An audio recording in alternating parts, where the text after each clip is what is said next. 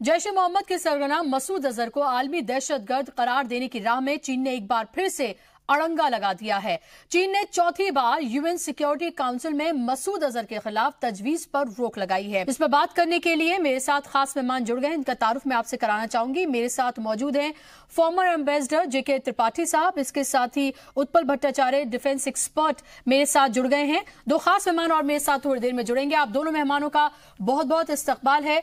शुरुआत त्रिपाठी साहब मैं आपसे ही करना चाहूंगी। आपको याद होगा हम इसी मौजू पर कल भी बात कर रहे थे, लेकिन कल उम्मीद थी और आज उम्मीद टूट गई है। अब आपको क्या लग रहा है कि हिंदुस्तान की तरफ से क्या सख्त कदम उठाए जाने चाहिए चीन को लेकर? देखिए, कल उम्मीद थी, लेकिन इतनी ज्यादा भी हमें उम्मीद नहीं थी। चीन के पिछले तारीख को देखते हुए, ट्रैक रिकॉर्ड को देखते हुए कि चीन बड़ा अनप्रेडिक्टेबल है, तो हमने सोचा था कि शायद इस बार चीन को कुछ समझ में आ जाएगा कि अब टाइम आ गया, वक्त आ गया है कि चीन आतंकवादियों को, दहशतगर्दों को, पनाह देने वाले देश को समर्थन देना बंद करे। लेकिन ऐसा नहीं हुआ। रही बात है कि अब क्या किया जा सकता है हमें, तो एक चीज तो देखिए मैं पहले से साफ कर दूं कि अगर आतंकवादी घोषित हो भी जाता अजहर मसूद, तो इससे कोई बहुत बड़ा फर्क पड़ने वाला नहीं था। मोरल जीत तो होती है, कम से कम मोरल जीत होती, क्योंकि देखिए हाफिज सईद को घोषित किया जा चुका है कितने सालों से, लेकिन वो भी खुला घूम रहा है वहां। जैश ए मोहम्मद ऑर्गेनाइजेशन को, इस इदारे को खुद ही घोषित किया जा चुका है दहशतगर्द, लेकिन उससे कुछ फर्क नहीं पड़ा उसके कामों में जी। तो ये तो उससे कोई फर्क नहीं पड़ता, लेकिन जैसा कि आप वजह फरमा रही कि ये एक मॉरल विक्ट्री हमारे लिए होती, एक और कदम होता आगे, और दुर्भाग्य से वो नहीं हुआ। क्योंकि एक बार इंटरनेशनल टेररिस्ट अगर उसे डिक्लेयर कर दिया जाता तो उसके बाद फिर उस पर किस तरह के केसेस चलेंगे, किस तरह से सलाखों के पीछे उसे रखा जाए, उसकी ऑर्गेनाइजेशन को लेकर क्या किया जाए, वो तमाम चीजें और ज्यादा मजबूत हो जाती, उसमें जरूर अब कमजोरी आएगी। हाँ, देखिए, अगर एक बार इंटरनेशनल टेररिस्ट तो डिक्लेयर हो जाता तो उसके सारे एसेट्स फ्रीज कर दिए जाते, ट्रेवल पे बैन लग जाता, उसके द्वारा मंगाए गए किसी भी तरह के असलहों पे बैन लग जाता, ये चीजें होती। और यहाँ पर देखिए, यहाँ पे कुछ लोग ये कहते हैं कि साहब ये बड़ा सा पैराडॉक्स है कि अगर ऑर्गेनाइजेशन जैसे मोहम्मद वो हुआ है, टेररिस्ट डिक्लेयर हुआ है, तो उसका सरगना क्यों नहीं हुआ? जाहिर सी बात है, ये बहुत अजीब सी बात है। लेकिन इसमें देखिए, इसमें फर्क ये है कि जो, जैसे मैंने बताया कि जो तीन चीजें होती हैं, एक इदारा जो है वो अपने रिप्रेजेंटेटिव को बाहर भेज सकता है, वो अपने पैसे को बाहर भेज सकता है, और वो हथियार मंगा सकता, खरीद फरोख्त कर सकता है उसकी। एक इंडिविजुअल जो है, ये अजहर मसूद, एक इंडिविजुअल भी ये कर सकता है। तो इसलिए अभी तक तो इदारे पे रोक थी, अगर इंडिविजुअल पे रोक नहीं थी। वो अपने इंडिविजुअल कैपेसिटी में फॉरेन मंगा सकता था, हथियार मंगा सकता था, बाहर जा सकता था। उस पे रोक अगर लग जाती तो एक तरह से ब्लैंकेट बैन हो जाता पूरे ऑर्गेनाइजेशन पे, इंक्लूडिंग अजहर मसूद, लेकिन वो नहीं हुआ। अब हमें क्या करना है? देखिए, हमें सबसे बड़ी चीज जो ये करनी है, जिस पर हमें ध्यान देना है, वो पाकिस्तान को FATF की ब्लैक लिस्ट में बनवाना। पाकिस्तान परेशान है। पाकिस्तान ने यह भी अपील की FATF से कि आपका को चेयर इंडिया है, उसको हटाइए, क्योंकि इंडिया हमारे खिलाफ है जी। क्योंकि अगर पाकिस्तान अभी तो, अगर अजहर मसूद को हमने बैन करा दिया होता तो भी वो वैसे ही घूमता जैसे कि वो दूसरा घूम रहा हाफिज सईद। लेकिन अगर पाकिस्तान को ब्लैक लिस्ट कर दिया जाए तो पाकिस्तान के इंटरनेशनल ट्रेड पे, पाकिस्तान से जाने वाली मनी लॉन्ड्रिंग पे आने वाली इन सब चीजों पे ब्लैंकेट बैन हो जाएगा। वो पाकिस्तान के लिए, क्योंकि पाकिस्तान जड़ है, उसके लिए ये ज्यादा खतरनाक होगा, ज्यादा घातक होगा, ज्यादा उसको हर्ट करेगा। एक चीज ये। दूसरी चीज, मैं अभी टीवी में देख रहा था कि काफी ज्यादा पब्लिक सेंटीमेंट है कि चीन के आए सामान को बायकॉट कर दिया जाए। हाँ, गवर्नमेंट नहीं बैन करेगी। गवर्नमेंट अगर बैन करेगी तो मामला WTO में चला जाएगा। हाँ, गवर्नमेंट ये कर सकती है कि $58 बिलियन का जो हमारा ट्रेड डेफिसिट है चाइना के साथ, उसको कम करने के लिए हम कहें चाइना से कि या तो आप अपना वो घटाइए, अपना एक्सपोर्ट हमें कम कीजिए, या तो आप हमारा इंपोर्ट बढ़ाइए चाइना में। और जैसा कि कल ही एक पैनलिस्ट ने यहाँ कहा था कि हम नॉन टैरिफ बैरियर्स भी कर सकते हैं, कि जैसे हम ये कह दें कि हाँ हम प्रोसेस करने में देरी लगाएंगे, ये चीजें कर सकते हैं। हालांकि एक चीज ये है कि इंडिया चाइना का जो बायलैटरल ट्रेड है वो चाइना के ग्लोबल बायलैटरल ट्रेड का 2% भी नहीं है, लेकिन तब भी ये कुछ तो उसको पिंच करेगा, और ये 2% भले ही अभी नहीं हो, लेकिन ये बढ़ने के कगार पे बढ़ने की वो जारी है। इसलिए चाइना को ये देखना पड़ेगा कि हम कहाँ पर हम लाइन ड्रा करें कि वहां से आगे हम आतंकवाद का समर्थन न करें। जी, तो ये जरूरी जाहिर सी बात है। भट्टाचार्य जी, ये एक बहुत अजीब सी बात है और सवाल ये उठता है कि जब हम ये देखते हैं कि तमाम दूसरे ममालिक जो हैं वो दहशतगर्दी के खिलाफ एक साथ एक सुर में बात कर रहे हैं, इसको लेकर सवाल उठा रहे हैं, उसके बावजूद भी ऐसे वक्त में जहां उसे पता है कि हिंदुस्तान में इतना बड़ा पुलवामा अटैक हुआ, जहां पर हमारे इतने बड़ी तादाद में हमारे जो जवान थे वो मारे गए, उसके बावजूद भी उसकी हिम्मत आप ये देखिए कि इस बार एब्सटेन भी नहीं किया, बल्कि फिर से एक तरह से कह दें वीटो का इस्तेमाल करके उसने वही किया जो 3 बार से करता आया है। बिल्कुल, देखिए आपने सही बताया, पिछली 10 साल में ये है चौथा दफे जी उसको जाना जाता। 1 बेल्ट 1 रोड बना रहा है ओवर, ये तो 1 obstacle belt over a long period of time बना रहे हैं वो लोग। वो बोल रहा है ये हमारा बड़ा क्लियर एंड कंसिस्टेंट पॉलिसी है, we have to be given. जैसे पाकिस्तान मांगता है सबूत दो, actionable intelligence, exactly he is repeating, ये भी वही चीज बता रहे हैं। देखिए वो उनका जो प्रॉब्लम है पाकिस्तान चाइना का साथ, पाकिस्तान का प्रॉब्लम और जो रिलेशंस है वो चाइना पाकिस्तान इकोनॉमिक कॉरिडोर में रास्ता जाता है, उसका ऊपर से बलूचिस्तान का ऊपर से जाता है, कोई एरिया जो मिलिटेंट रूल करते थे कुछ दिन पहले, तालिबान रूल करते थे, उस एरिया से जाता है।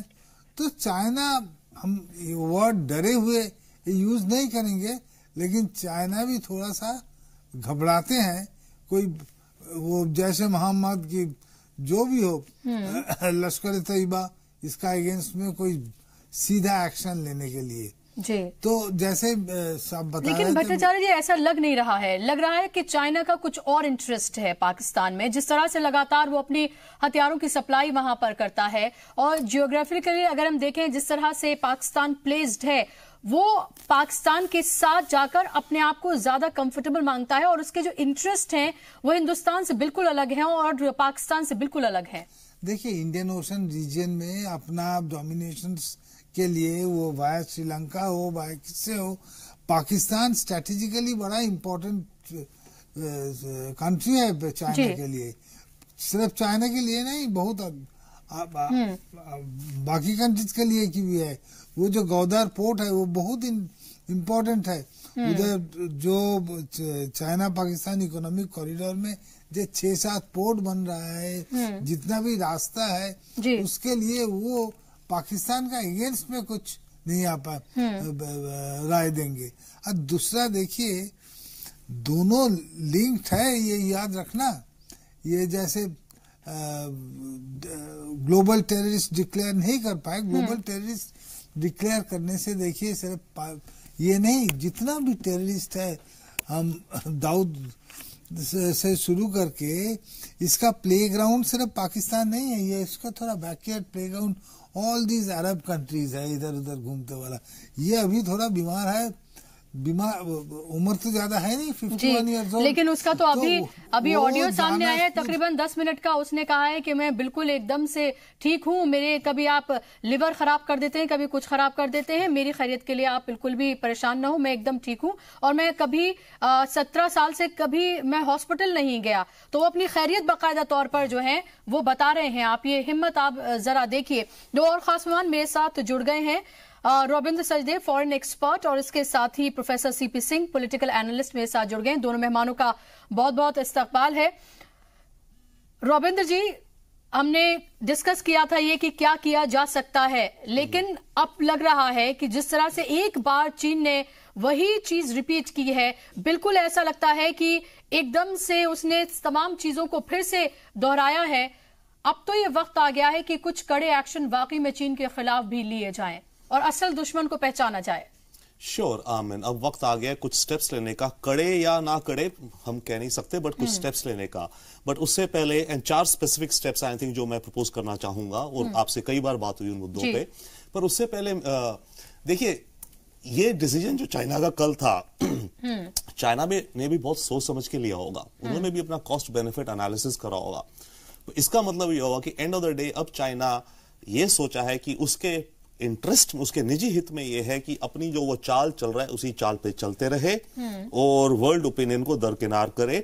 वर्ल्ड में जो उसकी इमेज है या उसकी जो लीडरशिप की जो डिस्कशंस हो रही हैं, उसकी वैल्यू उसको इतनी नहीं दिखती जितनी कि उसको ये दिखती है कि पाकिस्तान को लेकर के फॉर मल्टीपल रीजन, जैसे भी बात हुई है, उसको इसी राह पे चलना है और भारत को लीड करना है। बाय द वे, भारत को केवल जियोपॉलिटिकली नहीं, भारत की मार्केट भी स्टेबल ना हो, क्योंकि कल को ये भी तो होगा ना, भारत की जब मार्केट एक्सपैंड करेगी तो हमारे मैन्युफैक्चरिंग बेसिस बढ़ेंगे, जो कि आज चाइना में है, और भारत कंपटीशन हो जाएगा चाइना का as a supplier to the world market also. तो चाइना उस चीज को भी डिले करना चाहता है।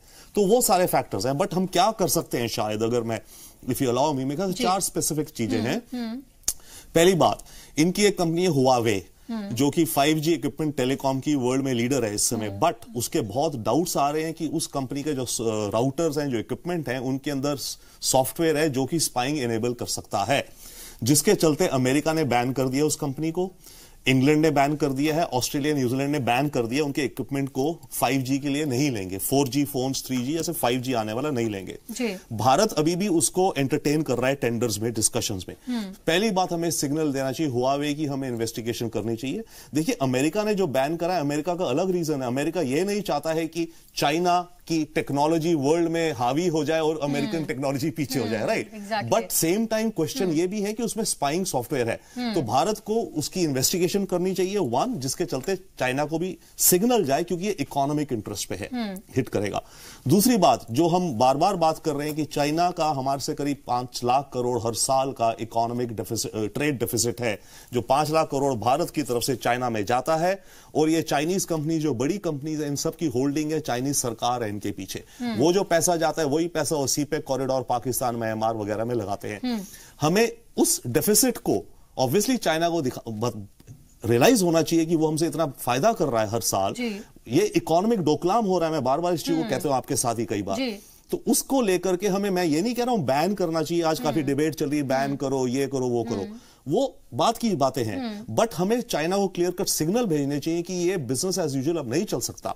उसके लिए हमें कुछ नॉन टैरिफ बैरियर्स क्रिएट करने चाहिए, जिसके चलते चाइनीज गुड्स जब भारत में है उनकी डिले हो, लंबा समय लगे, तो चाइना को लगे कि ऑब्वियसली ये भारत कुछ स्टेप्स ले रहा है। ये दो हो गया, इंटेंशनली ये तमाम चीजें की जा रही हैं।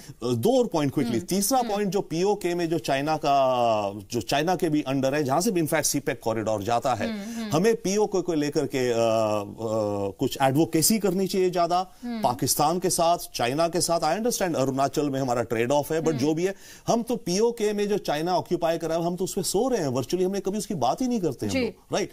एंड लास्टली मैं कहूंगा, देखिए चाइना हमारा नेबर है, we have to live and let live, right? तो इसके चलते हमें एक initiative for peace and resolution, हमारी बाउंड्री में कुछ वो भी एक सिग्नल देना चाहिए, जिसके चलते हम एक प्रपोज कर रहे हैं गार्डन्स ऑफ पीस, जिसके चलते रहे ठीक है, we want to show our strength, but at the same time we want peace also. And ये हम वॉर पे जाने की तो बात नहीं करते, बट ये पोजिशनिंग है, तो मिले जुले ये 4 एक स्टेप्स हैं, और भी कुछ होंगे, बट ये कुछ देखे जाने चाहिए। जी प्रोफेसर सीपी सिंह, जब हम ये बात करते हैं, एक तरफ जब हम ये कहते हैं कि पाकिस्तान को लेकर हिंदुस्तान की जो डिप्लोमेसी है वो काफी कामयाब रही है, तमाम जितने भी कंट्रीज हैं उन्होंने प्रेशर बनाया, अमेरिका ने खासतौर पर, सऊदी अरब की बात करें तो खासतौर पर प्रेशर बनाया गया, और यही वजह रही कि अभिनंदन जल्द से जल्द लौट कर आ गए और पाकिस्तान को मजबूर होना पड़ा कई तरह की कार्रवाइयां करने के लिए।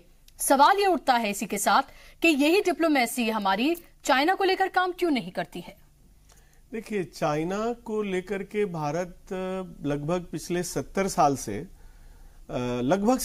से एमनेसिया का शिकार रहा है। एमनेसिया का शिकार रहने का मतलब है कि जो वास्तविक स्थिति है उससे नजर चुरा लेना। भारत चाइना को लेके शुतुरमुर्ग रहा है, और इस शुतुरमुर्गी स्थिति को ओवरनाइट पलटने में आपको दिक्कत होगी। लेकिन सबसे अच्छी स्थिति यह है आपके साथ कि आज चीन को छोड़ करके सभी वीटो पावर वाले देश आपके साथ हैं। और जैसा रविंद्र जी ने अभी बताया कि ट्रेड बैरियर में भले ही उनके ग्लोबल ट्रेड का 2% है, लेकिन अगर प्रॉफिट में 5 लाख करोड़ का मामला है या उसका मेजर शेयर है, तो हमें न सिर्फ ट्रेड बैरियर्स खड़े करने चाहिए, बल्कि जो 4 वीटो पावर वाले देश हैं उनमें खास करके अमेरिका के साथ बहुत बड़ा ट्रेड प्रॉफिट है, ट्रेड सरप्लस है चीन का। तो अमेरिका को, भारत को कन्विंस करना पड़ेगा कि हम उसकी जगह बहुत मायने में लेने में समर्थ है, क्योंकि भारत की आबादी का 35 करोड़ मिडिल क्लास है। यानी अमेरिका की जितनी आबादी है उतना तो भारत का मिडिल क्लास है, और वो युवा है। हाँ। और डेमोक्रेसी में है हम लोग कोई चीन की तरह तानाशाही भी नहीं है। तो जो इंटरेस्ट अमेरिका का चीन के साथ है, जो फ्रांस का, रूस का और ब्रिटेन का चीन के साथ है, उसमें खुद को चीन की जगह सब्स्टिट्यूट के रूप में पेश करके और चीन के खिलाफ जो ट्रेड बैरियर है सिर्फ भारत ना करे, जो सिर्फ 62 बिलियन डॉलर के आसपास या कुछ बताया जा रहा है, वो कम भी हो सकता है। लेकिन बेसिक है कि इन सभी देशों को जो भारत के साथ आज सिक्योरिटी काउंसिल में खड़े हैं वो भी ट्रेड बैरियर खड़े करें, क्योंकि चीन को फिलहाल सिर्फ 2 बात समझ में आ रही है और ज्यादातर देशों को यही बात समझ में आती है। एक कि हमारा आर्थिक लाभ कहां है और आर्थिक नुकसान कहां है, और दूसरा हमारा स्ट्रेटेजिक रणनीतिक इंटरेस्ट क्या है। तो आर्थिक लाभ के मामले में ग्लोबल ट्रेड बैरियर का शिकार, और अमेरिका अभी तैयार भी है इस मामले में, मनी स्थिति है वैसी। और किस किस आइटम पे, जैसे हुआवेई वाले स्टोरेज आइटम्स है, उसमें इन्होंने, सर ने आपको बताया अरविंद जी ने, कि हम लोग एक लेकिन साथ में सवाल ये उठ रहा है कि फिर आखिर उसकी इतनी हिम्मत कहां से होती है? क्या उसको ये तमाम डर नहीं सताते हैं? क्या उसको ये नहीं लगता कि जब तमाम मुल्क जो हैं हिंदुस्तान के साथ खड़े हैं, क्या उसको ये नहीं पता है कि एक दहशतगर्दी के खिलाफ तमाम मुमालिक जो हैं वो एक साथ खड़े हुए हैं? आखिर उसके अंदर हिम्मत कहां से इतनी आती? क्या उसको ये तमाम डर नहीं सता रहे हैं? क्योंकि लगातार अगर इसी तरह से किया जाए तो या सवाल दो उठते हैं, या तो जो सबूत पेश किए जा रहे हैं वो इतने मजबूत नहीं है, या फिर वो अपनी दादागिरी पर उतरा हुआ है। देखिए, सबसे बड़ी बात यह है कि सिर्फ आपके पास ताकत नहीं होनी चाहिए जी, आपके दुश्मन को यह लगना चाहिए कि आप अपनी ताकत का सही इस्तेमाल करने में समर्थ हैं। और इसी का टेस्ट डोकलाम में चाइना ने एक लेवल पे किया था। अब आपको इसको आगे बढ़ाना पड़ेगा। मसलन जो तिब्बत का मामला है, जो दलाई लामा चीन के लिए आतंकवादी हैं और मसूद अजहर उसके लिए शांति दूत है, या जैसे मोहम्मद शांति दूत है। इस हिपोक्रेसी को, जो सूचना का वार है, इंफॉर्मेशन का वार है, डिप्लोमेसी के तहत भारत को ग्लोबल लेवल पे लड़ने की जरूरत है। नंबर 2, वियतनाम, आपको यह पता है कि चीन अपने इतिहास में शायद ही किसी देश से कभी जीता है। भारत से जीता इसलिए कि मित्र की हैसियत से 1962 में हमला किया था, और भारत के प्रधानमंत्री उस समय अपनी ताकत से वाकिफ नहीं थे। एयरफोर्स को पूरी छूट दी गई होती तो चीन उतनी अच्छी स्थिति में नहीं होता जितनी अच्छी स्थिति में होकर के वो गया। तो पहली बात तो है कि दलाई लामा और तिब्बत के मामले को अंतर्राष्ट्रीय स्तर पर उठाना चाहिए। नंबर 2, वियतनाम को सारी टेक्नोलॉजी, सारे हथियार देने चाहिए ताकि वो चीन को उधर से सताए। वियतनाम ने 21वीं सदी में चीन को हराया है, ये छोटी बात नहीं है छोटे से मुल्क ने। तीसरी बात, बलूचिस्तान का जो मामला है, बलूचिस्तान से में ही चीन का सबसे बड़ा इंटरेस्ट है। न सिर्फ ओबोर का मामला है, बल्कि ग्वादर पोर्ट है, स्ट्रेटेजिकली लोकेटेड है, वहां पे मिनरल्स भी हैं और वहां के उनके 5 लाख नागरिक भी हैं। तो वहां भारत को वही रोल अदा करना चाहिए जो बलूचिस्तान लिबरेशन आर्मी है, और जो भी लोग बलूचिस्तान की आजादी की लड़ाई लड़ रहे हैं, जो जैसे मोहम्मद और मसूद अजहर के साथ चीन कर रहा है। उइगर मुसलमानों को भारत को पूरी सहायता देनी चाहिए, मंगोलिया के रास्ते से जैसे, या किसी और माध्यम से जैसे चीन आपके लिए कर रहा है। इन सारी चीजों को जब आप फ्रंट फुट पे जाके खेलेंगे तो चीन आपकी बात मानेगा, क्योंकि तब आप ज्यादा डैमेज करने की स्थिति में होंगे जी। आज आप अकेले खड़ा होकर लड़ने की भी स्थिति में है। चीन पाकिस्तान के लिए हथियार नहीं लेके लड़ने आएगा, ये तय मानिए। आप अगर हथियार लेके उतर जाएंगे तो सवाल यह है कि आपके पास अब कोई चारा भी नहीं है जी। आप उस स्थिति में हैं कि आपको उतरना ही पड़ेगा, ऑल आउट वार पे जाना पड़ेगा, जिसमें इंफॉर्मेशन वार एक्चुअल वार से ज्यादा इंपॉर्टेंट है, डिप्लोमेसी एक्चुअल वार से ज्यादा इंपॉर्टेंट है, जाहिर सी बात है, और फ्रंट फुट पे खेलना पड़ेगा। आइडियोलॉजी कुछ नहीं होती देशों के बीच, सिर्फ राष्ट्रीय हित होते हैं, रणनीतिक हित होते हैं। 70 सालों में भारत का जो नेतृत्व है या तो वो आइडियोलॉजी पे चला है या वोट बैंक पे चला है। देश हित हमारे डिप्लोमेसी और शासन में नंबर 3 पे रहा है। जी, जाहिर सी बात है, और फिर से उसी तरह का कुछ होता हुआ नजर आ रहा है। त्रिपाठी जी, अगर हम बात करें तो ये कहा गया था कि बहुत ही हमारे पास ऐसे पुख्ता सबूत मौजूद हैं जो हम यूएनएससी में देंगे, और ये कहा गया कि दिए जाएंगे, वीडियो क्लिप है, ऑडियो क्लिप है, और इस बार नहीं बच पाएगा, तमाम तरह की बातें की गई। लेकिन फिर से एक तरह से मैं शिकस्त वर्ड का तो इस्तेमाल नहीं करूंगी, लेकिन मायूसी जरूर हुई है, क्योंकि एक उम्मीद जगी थी। लग रहा था कि जिस तरह से तमाम मुल्क एक साथ हमारे साथ खड़े हुए हैं, शायद इस बार कुछ बदलाव होगा। जिस तरह से हम ये देखें, वजीर आजम ने चाइना के साथ जो रिश्ते उन्होंने बनाए, शी जिनपिंग यहां पर आए थे, किस तरह से उन्हें झूले में बिठाया गया, तमाम तरह की वो तस्वीरें शामिल हैं। बहुत फ्रेंडली रिलेशन, ये कहा गया हिंदी चीनी भाई भाई, फिर से इस चीज को दोहराया गया। लेकिन अब ये लग रहा है इन तमाम मुहावरों को, चीजों को, सबको अब बदलना पड़ेगा। देखिए, ऐसा नहीं है आप देखें कि चीन ने पिछले 3 बार जो अपने वीटो पावर का इस्तेमाल किया है, उसकी जरा सा बैकग्राउंड देखें। पहले जब चीन ने 2009 में किया था तो चीन ने शुरू में ही बोल दिया था कि हाँ, हम इसको सपोर्ट नहीं करते।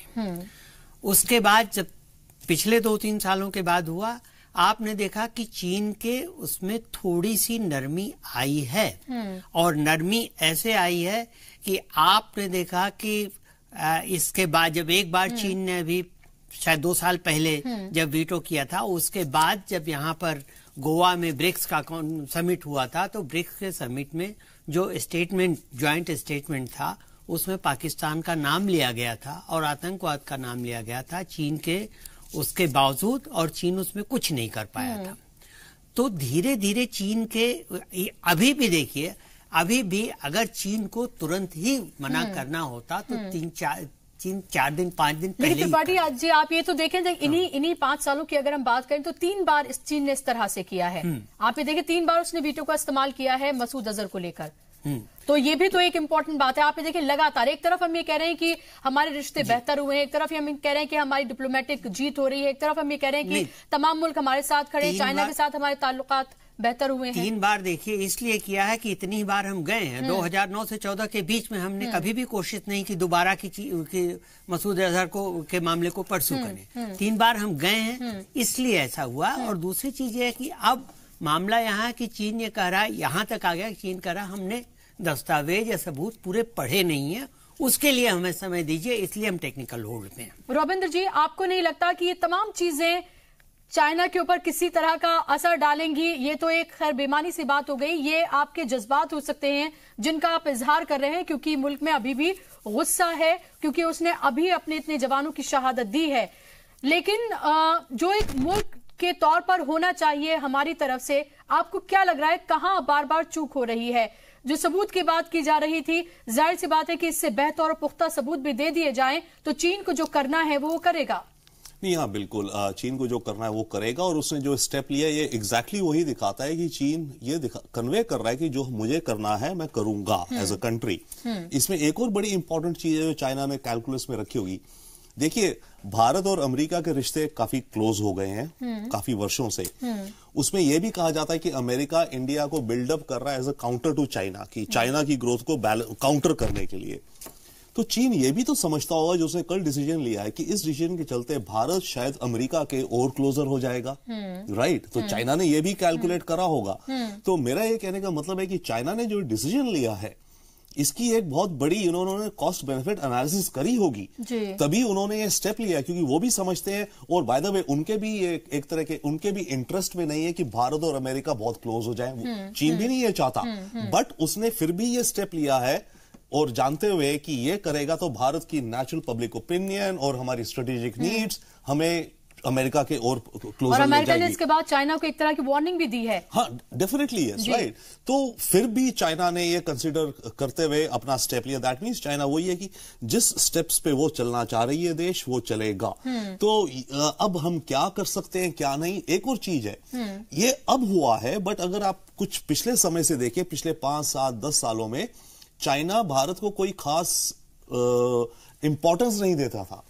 उसको अभी हमारी इकोनॉमी बड़ी है तो हम वर्ल्ड स्टेज पे ज्यादा प्रोएक्टिव हो रहे हैं, बट इससे कुछ वर्षों पहले तक चाइना देखता था केवल अमेरिका की तरफ और जापान की तरफ। वो दो देशों से उसको कंपटीशन वगैरह था। भारत तो उसके लिए एट बेस्ट इरिटेंट होता था। अब यस, डेफिनेटली भारत एक बड़ा प्लेयर होता जा रहा है, बट फिर भी देखिए हमारी डिफेंस एक्सपेंडिचर क्या है, 45-47 बिलियन डॉलर्स। चाइना की भी लास्ट वीक आई है 175 बिलियन डॉलर्स। वो हमसे 4 गुना ज्यादा हर साल डिफेंस में खर्चा कर रहा है। उनकी इकोनॉमी इतनी बड़ी है, तो आई मीन इट्स डिस्प्रपोर्शनेट है। बट ये नहीं कहने का मतलब कि हम चाइना के मुकाबले पैरिटी में नहीं है। हम हैं, बट हमें रियलिटी भी अपनी देखनी है। और हमें ऑब्वियसली वॉर एंड उस तरह की चीज पे तो बिल्कुल नहीं जाना है। बट यस, जैसे बात हो रही थी, प्रोपेगेंडा बहुत ही इंपॉर्टेंट होता है। साइकोलॉजिकल जरूरी नहीं है कि हर चीज के लिए मिलिट्री एक्शन ही एक वाहिद कोई हल है। इसके अलावा और बहुत सारी चीजें हैं जिनको किया जा सकता है, और वो शायद ज्यादा असरदार साबित भी हो कोई वार और इस तरह की बातों से ज्यादा। उत्पल भट्टाचार्य जी, हमने देखा था कि उसामा बिन लादेन की अगर हम बात करें तो अमेरिका ने किस तरह से पाकिस्तान में घुसकर उसका खात्मा किया था। क्या हिंदुस्तान ऐसा कुछ नहीं कर सकता है? क्योंकि अगर मसूद अजहर को लेकर इस तरह की अगर स्ट्राइक की जाएगी, अगर उसको इसी तरह से जो अमेरिका ने किया, क्योंकि अमेरिका अगर हम मानते हैं कि हमारे साथ है तो उसको उस तरह की मदद भी उससे ली जा सकती है, तो क्या किया नहीं जा सकता? क्या ये सबसे स्ट्रांग मैसेज पाकिस्तान और चाइना दोनों के लिए एक साथ नहीं होगा? देखिए, एक ही लड़ाई में भी कहाँ भी in the warfare same strategy दूसरा दफे नहीं लेते हैं जनरली। देखिए, आपने जैसे देखा, हमने जैसे फर्स्ट सर्जिकल स्ट्राइक जो किया था 2016 में, उसका पुनरावृत्ति नहीं हुआ। जी जी, वो बिल्कुल दूसरे तरीके से किया गया। तो इसीलिए the same strategy can never be used twice. दूसरा बात है, देखिए जो मुल्क यूएस, फ्रांस, यूके, ये तीनों कंट्री जो सपोर्ट किया, इनफैक्ट फ्रांस प्रपोज किया था इस तरह उसको ग्लोबल टेररिस्ट के लिए। All 3 have been affected by the terrorism. आप देखिए, Xinjiang is in perpetual peace. जैसे हमारा मिजोरम जाने के लिए, जम्मू कश्मीर जाने के लिए, ले जाने के लिए पहले आपको दूसरा परमिट लेने पड़ता था। शिनजियांग को लिए भी परमिट लेने पड़ता था। लेकिन Xinjiang has been its such a safe sanctuary now, आप उधर जा सकते हो। आप चाइना में बेजिंग, शंघाई, गोंगजाओ गया घूमने के लिए, तो इधर भी जा सकते हो। लेकिन जिसके लिए they are thankful to Pakistan, let me tell you very frankly, they are very thankful that Xinjiang में कोई प्रॉब्लम नहीं है। तो they will, and the relations between Pakistan and China in the last about a decade इतना अच्छा हुआ था। Otherwise Pakistan का आर्मनी में एयरफोर्स बोलिए, नेवी बोलिए, आर्मी बोलिए, सब नेटो पैक्ट कंट्रीज का वेपन होता था जी। जो यूएस में बनता था, जो फ्रांस में बनता था। कभी चाइनीज आर्मी, वो हमारा पास कभी कभी होते थे Chinese army, Chinese Arsenal, T-59 tanks, ये सब पिछली 10 साल से उधर घुसना शुरू किया। तो we should not gloss over that China Pakistan थोड़ा ऐसा हो रहा है, हम भी घुस जाएंगे। No, China Pakistan relations have taken a different step in the last 10 years। जैसे हमारे साथ रशिया का संपर्क हुआ था जी, 65 ऑपरेशन, 71 ऑपरेशन, 16 दिन लड़ाई में 3 दफे भेटो दिया रशिया, एक के बाद एक। तो उसीलिए they have got a special relationship with them. तो और ये ढोंग भी पाकिस्तान का सामने निकल कर आ जाता है कि अगर मसूद अजहर को लेकर लगातार वीटो का इस्तेमाल कर रहा है, जाहिर सी बात है वो पाकिस्तान के कहने पर कर रहा है। एक तरफ वो ये कहता है कि आप सबूत ला के दे, हम कार्रवाई करेंगे, हमने 44 जो दहशतगर्द हैं उनको हिरासत में ले लिया है, तमाम तरह के दावे बातें की जाती हैं, लेकिन असल में निकलकर ये सामने आता है। सीपी सिंह साहब, आप ये भी देखिए कि जो उइगर मुसलमान हैं जो चाइना में रहते हैं, जो एक तरह के मुसलमान वहां पर जो रहते हैं उनके साथ आपकी कोई हमदर्दी नहीं है।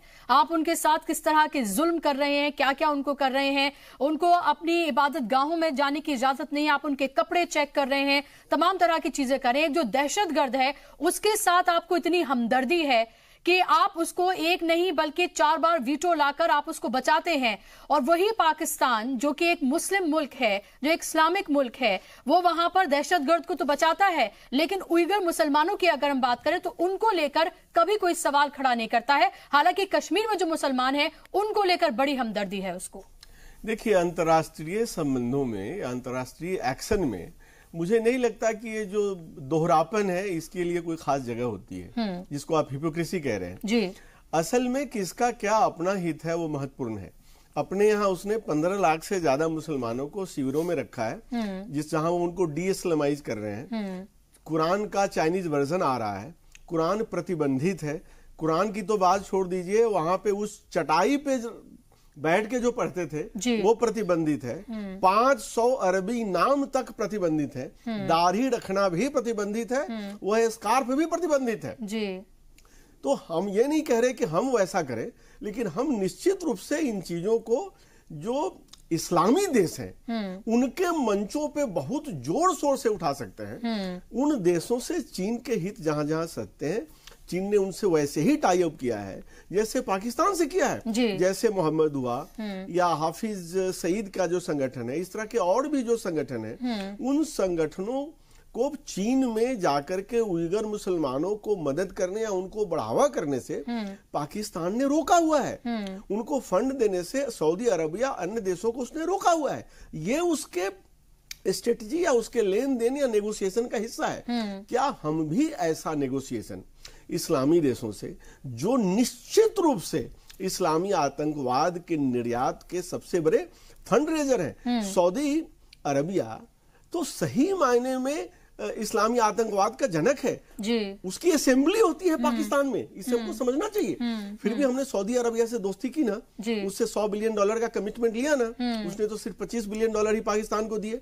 यानी हम अपनी बातचीत में अपनी जो हमारी ताकत है उस ताकत को कैसे नेगोशिएट करते हैं, और साथ साथ और सबसे बड़ी बात जो आजकल है पूरी दुनिया में, कैसे आप प्रोपेगेंडा करते हैं। और प्रोपेगेंडा का मतलब मैं गलत तथ्य की बात नहीं कर रहा, जो सत्य है आपका, चीन तिब्बत को लेके, दलाई लामा को लेकर के, उइगर मुसलमानों को लेकर के, और पीओके तो भारत की संसद के प्रस्ताव के हिसाब से भारत का है ना, तो क्यों नहीं भारत पाकिस्तान को नोटिस देता, चीन को नोटिस देता। हुजूर, हम तो पॉलिटिकली एंटाइटल्ड हैं। आप सुप्रीम सिक्योरिटी काउंसिल ने भी कहा था पहले, पाकिस्तान तुम खाली करो, और भारत का मिनिमम लॉ एंड ऑर्डर के लिए पुलिस वहां रहेगी, उसके बाद में प्लेबिसाइड होगा जी।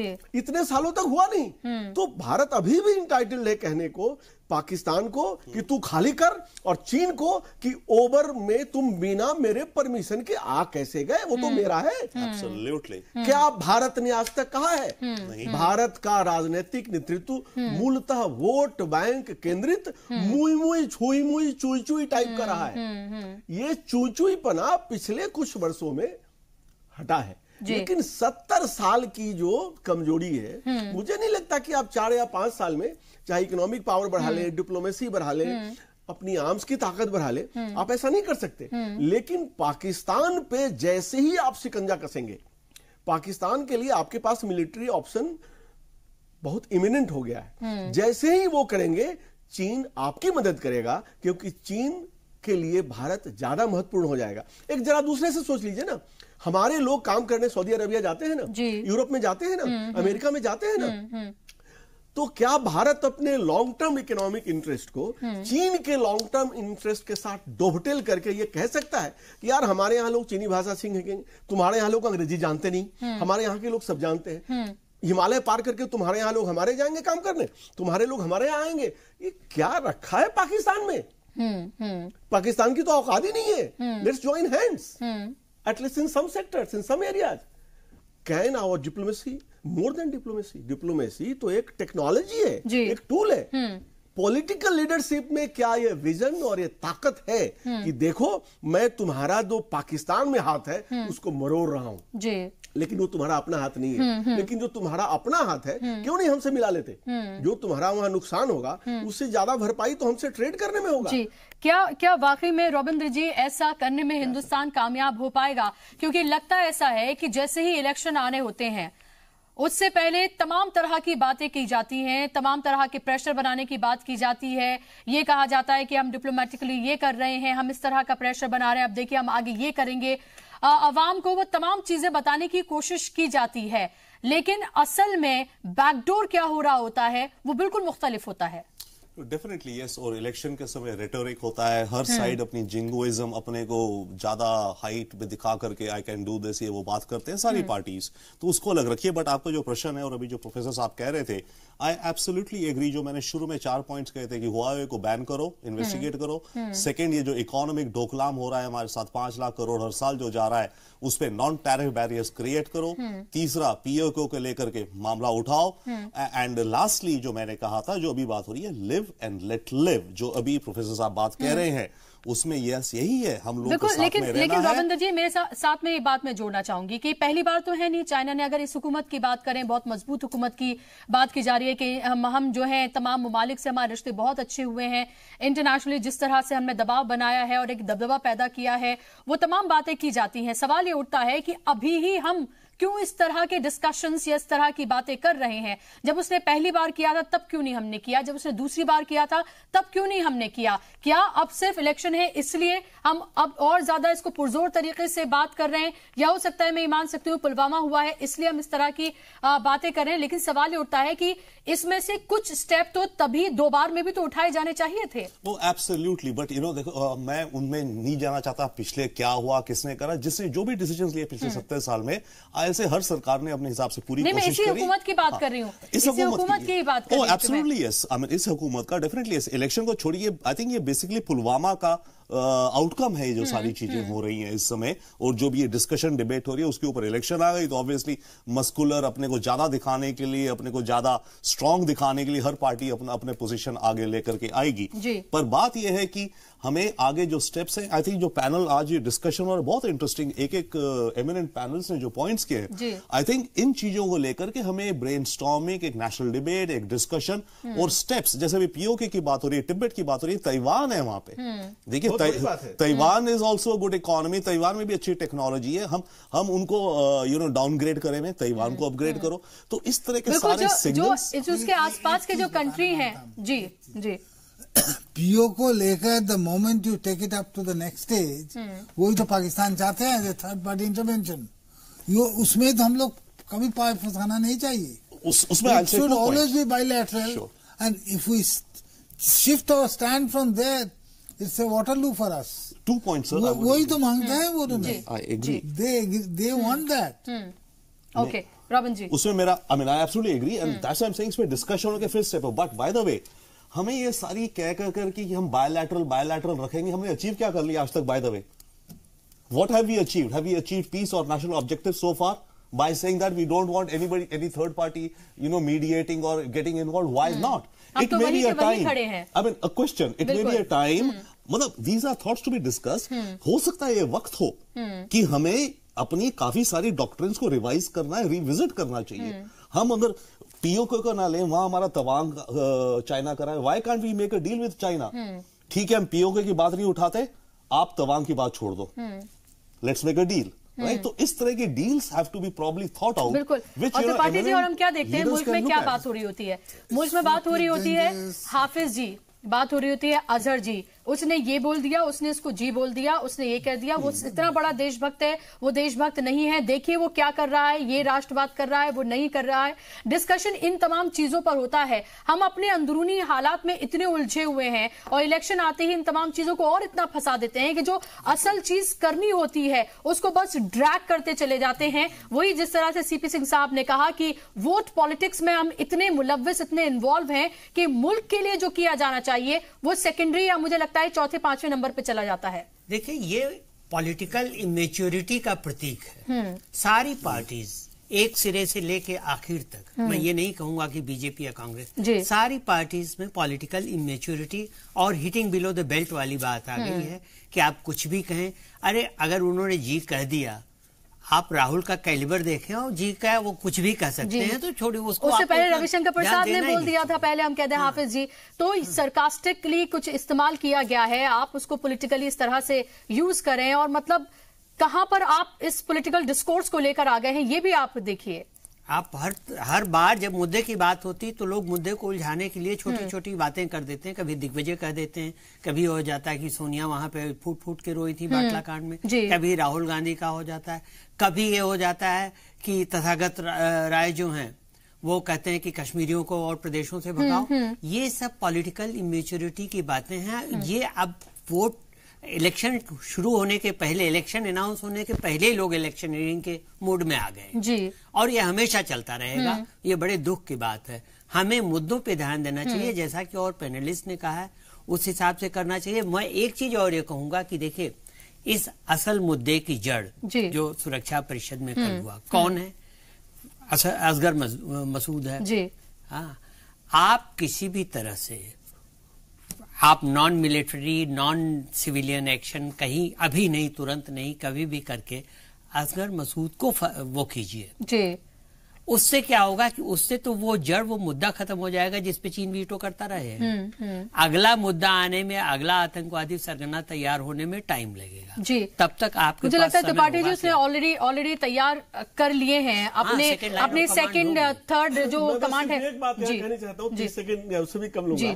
त्रिपाठी जी ने और यहाँ के लगभग बाकी तीनों पैनलिस्ट ने बहुत बड़ी बात कही है, और हमें इसको बिल्कुल याद रखना पड़ेगा कि चीन धीरे धीरे भारत विरोधी स्टैंड को डिप्लोमेटिकली कम कर रहा है, और पाकिस्तान के प्रति जो उसका प्यार है उसको भी धीरे धीरे कम कर रहा है। लेकिन और फिर वो ये आपको क्यों? सिग्नल दे रहा है फिर कि आप भी उससे कुछ लेन-देन करिए। फिर ये क्यों? आप ये नहीं, आप ये बताइए, जल्दी नहीं, वो एब्सटेन हो सकता था, वो दूसरे और तरीके इस्तेमाल कर सकता था, फिर ये क्यों? सवाल तो यही उठ रहा है ना, लोग सवाल ये उठा रहे हैं कि फिर ये क्यों? और ऐसे वक्त में जब पुलवामा हुआ है, जब हमने एयर स्ट्राइक की है पाकिस्तान में, पाकिस्तान ने जवाब भी दिया है, और लगातार तमाम जितने भी मुल्क हैं वो प्रेशर बना रहे हैं, फिर अब क्यों चीन ऐसा कर रहा है? आखिर और किस चीज का इंतजार है फिर? देखिए, अब साफ लग रहा है कि चीन के पास बहानों का कोटा इस विषय में, इस मुद्दे में खत्म हो रहा है, कम हो रहा है। अब चीन यहाँ पे आ गया कि हाँ जी हमने तो अभी तक पूरे दस्तावेज पढ़े नहीं, पढ़ करके हम जवाब देंगे, तब तक के लिए हम टेक्निकल होल्ड पे रखते हैं जी। तो अब ये मतलब 6 महीने टेक्निकल होल्ड है, उसे 3 महीने और बढ़ाया जा सकता है, 9 महीने तो आप समझ लीजिए फिर से। तो अब इस चीज को 9 महीने के आगे भी चीन कहाँ तक बढ़ाएगा, 9 महीने बाद क्या कहेगा, ये देखिए। अगर उन्होंने पढ़ा नहीं तो पढ़ने के बाद ये मुश्किल हो जाएगा चीन के लिए कि वो तुरंत उस पर कोई दूसरा बहाना ढूंढे। तो इसलिए मेरे ख्याल से 9 महीने नहीं, लेकिन 1.5-2 साल के अंदर चीन के रुख में साफ साफ परिवर्तन देखा जा सकेगा जी। लेकिन काफी लंबा वक्त होता है, 1.5-2 साल काफी लंबा वक्त होता है, और पुलवामा हो गया, खुदा ना खास्ता कोई और अगर चीज ना हो जाए तो फिर हम क्या कहेंगे? क्योंकि ये साफ तौर पर देखा जा सकता है कि वहां पर बैठे हुए जिस तरह से उसे फंडिंग हो रही है, आगे भी इस तरह की कोई प्लानिंग उसकी हो सकती है। उत्पल भट्टाचार्य जी, लेकिन सवाल इसके साथ ये भी उठ रहा है कि जिस तरह से हम लोगों ने कल भी बात की थी कि क्या सिर्फ मसूद अजहर को इंटरनेशनल टेररिस्ट अगर डिक्लेयर कर भी दिया जाता है तो उसने जो अपने सेकंड थर्ड कमांड जो उसने तैयार कर लिए हैं, क्या उनको लेकर भी आगे कार्रवाई करने की क्या जरूरत नहीं है? क्योंकि अगर उसको कर दिया जाता है तो क्या हाफिज सईद पे किया गया, उससे पहले उसामा बिन लादेन को हमने लेकर किया गया, क्या उसके बाद तमाम चीजें बंद हो गई? बात तो वही है, पाकिस्तान ने किया कुछ दिन पहले उसको भाई, उसको लड़के, उस सबको डिटेंशन में डाला जी। 44 मतलब एक तरह से उन्हें महफूज कर दिया, महफूज कर दिया, बिल्कुल वो प्रोटेक्टिव कस्टडी में रख दिया, उसका वैल्यू बढ़ गया। दूसरा बात यह है, जब आप उसको ग्लोबल टेररिस्ट करेंगे तो एसेट फ्रीज हो जाता है, बैंक अकाउंट, ये एक बहुत बड़ा धक्का होता है कि फंडिंग ही नहीं होगी तो फिर कैसे होगा आगे जी। और ट्रैवल बैन, बाहर नहीं जा सकता है, पासपोर्ट वगैरह फ्रीज हो जाता है, और उनको कोई मुल्क का वीजा नहीं मिलता है। तो ये 2-4 तो है ही। उसके बाद और जाहिर सी बात है कि जी अभी जिस तरह से वीटो का इस्तेमाल चाइना ने किया है, I am just thinking, presuming how empowered he must be feeling right now कि आप देखें कि इतना बड़ा मुल्क जो है उसे लगातार जो है बचा रहा है, एक दहशतगर्द को बचा रहा है, कितना बड़ा मुल्क, और वो भी तमाम मुल्कों के सामने उसे किसी का डर भी नहीं है। ऐसे में देखना यह होगा कि जिस तरह से लगातार हिंदुस्तान की तरफ से कहा जा रहा है, हिंदुस्तानी हुकूमत ही लगातार कह रही है कि आगे हमारी सरकार ने कहा है कि और कड़े कदम उठाए जाएंगे। वाकई में क्या कदम उठाए जाते हैं ये देखना अब बेहद इंपॉर्टेंट हो जाता है ऐसे सेंसिटिव वक्त में। बहुत बहुत शुक्रिया आप तमाम मेहमानों का स्टूडियो में आने के लिए। उसी के साथ हमारे प्रोग्राम में बस इतना ही।